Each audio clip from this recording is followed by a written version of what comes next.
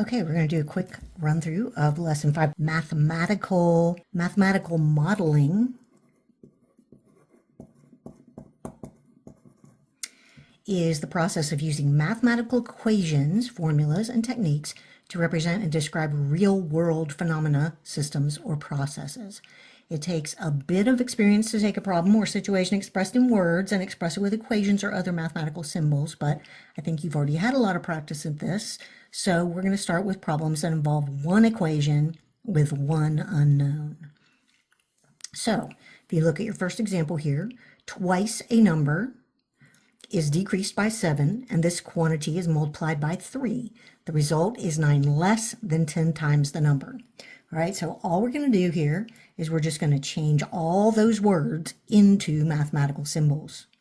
All right, so the first thing you have here is twice a number. So there's some number, we don't know what it is, but we want to say twice a number. That means 2 times a number. When we see the word is, we have to keep going a little bit to see what that is. So this says is decreased. All right, decreasing the number means subtracting something. So decreased by 7. So minus 7. And this quantity, so all this stuff right here, is multiplied by 3. So we need to take this whole thing here and we're going to multiply it by 3. Then it says the result. All right, so when you do all this stuff, the result is what you get. So it equals 9 less than 10 times the number. All right, you have to be careful here because all these things we did right in order from left to right. But here, we can't do this in the order of the words because what it's saying here is the result is 9 less than 10 times the number. So that means whatever you have, you're going to take 9 away from it. So you don't put the 9 first. You put minus 9 here because whatever you write next, you're going to take 9 away from it because the result is 9 less than something. So whatever goes here, this side of the equation is 9 less than whatever that is. All right, and that says the result is 9 less than 10 times the number. So 10 times the number is just 10 times x. So this is the equation we have, and now all we have to do is solve for x to figure out the answer to the problem. So we will use the distributive property, multiply 3 by 2x, and we'll get 6x. 3 times 7 is 21. And then you have 10x minus 9. And we talked today about how you can move terms from one side of the equation to the other and just change the sign on the term. This is the additive property of equality, but you don't show, I'm going to subtract 6 now, I'm going to subtract 6 over here. You just do it by moving this 6x to the right side of the equation and making it negative, and moving the 9 to the left side of the equation and making it positive. So that's what I'm going to do. The 9 comes over here, so I'll have positive 9 minus 21, and on the right side, I'll move this 6x over here. So 10x minus 6x. Now, I'm just going to come up here, and on my left side of the equation here, 9 minus 21 is going to be negative 12. And then on the right side of the equation, I have 10x minus 6x, which is 4x. And now, since I have 4 times x, I want to make that 4 go away, so I have x completely by itself. The only way to do that, since this is multiplied by 4, I need to divide by 4.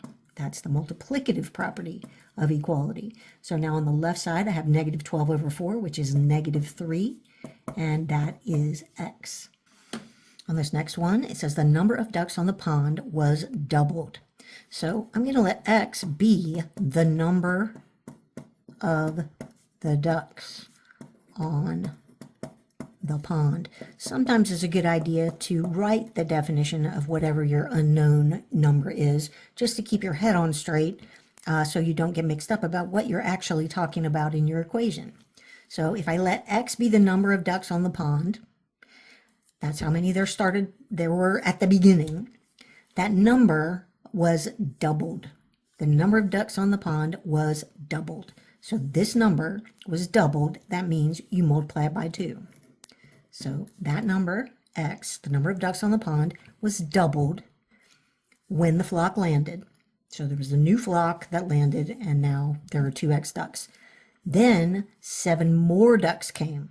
So we're going to add 7. The resulting number of ducks. So once you get all this happening, the result means equals what?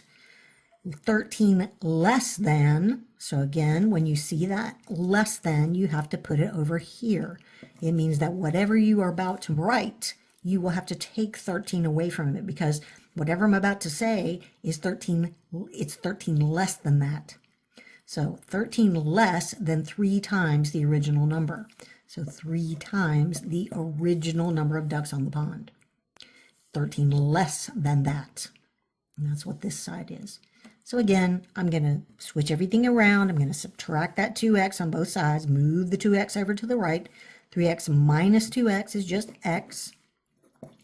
And then I'm going to move this 13 over here. I'm going to add 13 on both sides, move the 13 over and change the sign. It's all means the same thing. So 7 plus 13 is going to be 20. So that means we started out with 20 ducks.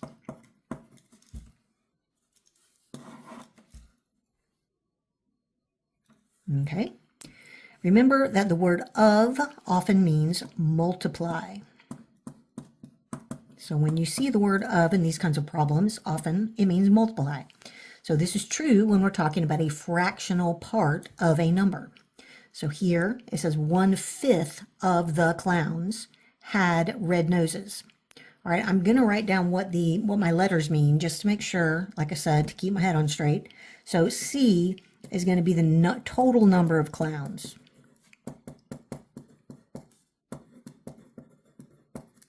And then I'm going to say R is the number of clowns with red noses.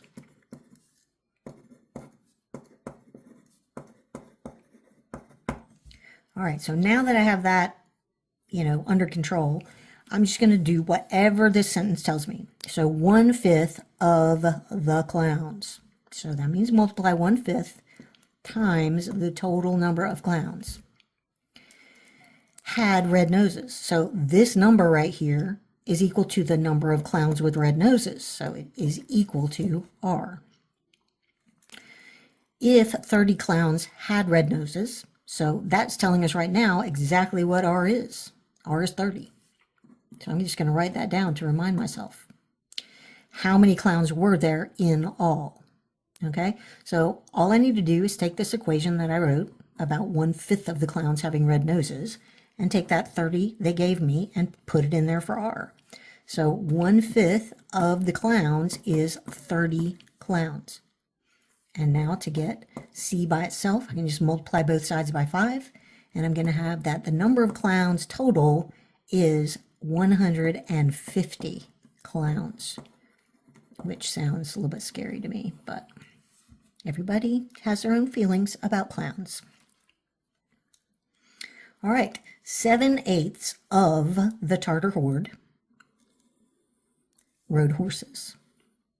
All right, so I've got, like I had here, I have a Tartar horde. That's a whole bunch of Tartars. All right, so I'm going to say that T is the total number of Tartars in the horde. And then I'm going to say H is the number of Tartars that rode horses.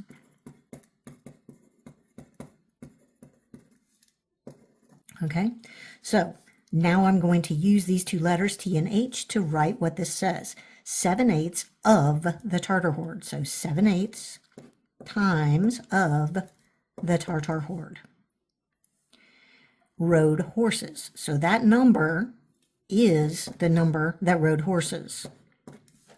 So 7/8 of the whole horde is equal to the number that rode horses. If 140,000 were in the horde, which means that's T, how many did not ride horses?